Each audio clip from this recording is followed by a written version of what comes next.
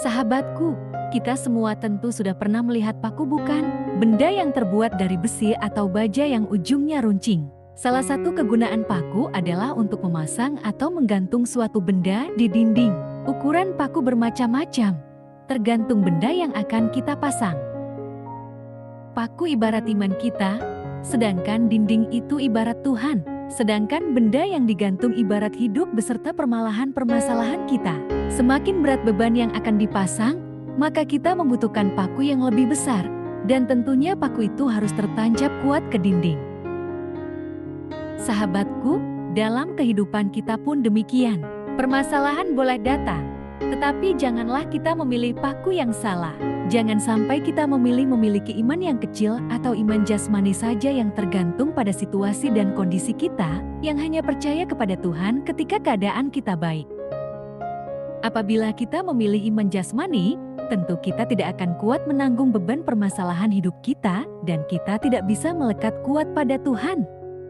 Namun sebaliknya, ketika kita memilih iman rohani yang besar, kita akan melekat erat dengan Tuhan dan kita akan kuat menghadapi permasalahan apapun dalam hidup kita. Kalau kita ingin mempunyai iman rohani yang besar, bukan iman secara jasmani, maka kita harus menyadari bahwa iman timbul dari firman yang diurapi oleh Roh Kudus.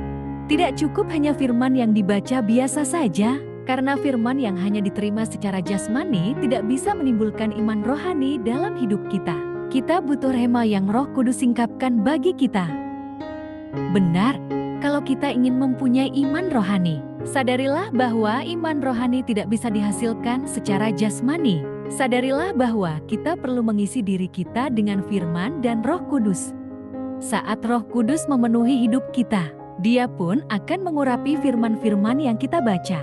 Demikianlah kita dapat memenuhi diri kita dengan rema demi rema yang kita terima daripadanya. Pada akhirnya, iman kita pun akan bertumbuh semakin kuat.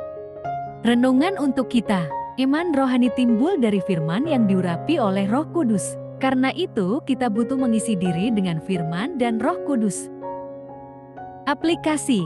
Pertama, iman seperti apakah yang Anda miliki saat ini?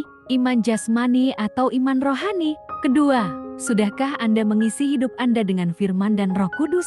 Ketiga, apa yang dapat Anda lakukan supaya hidup Anda penuh dengan firman dan Roh Kudus? Seperti tertulis di Roma 10 ayat ke-17. Jadi, iman timbul dari pendengaran, dan pendengaran oleh firman Kristus.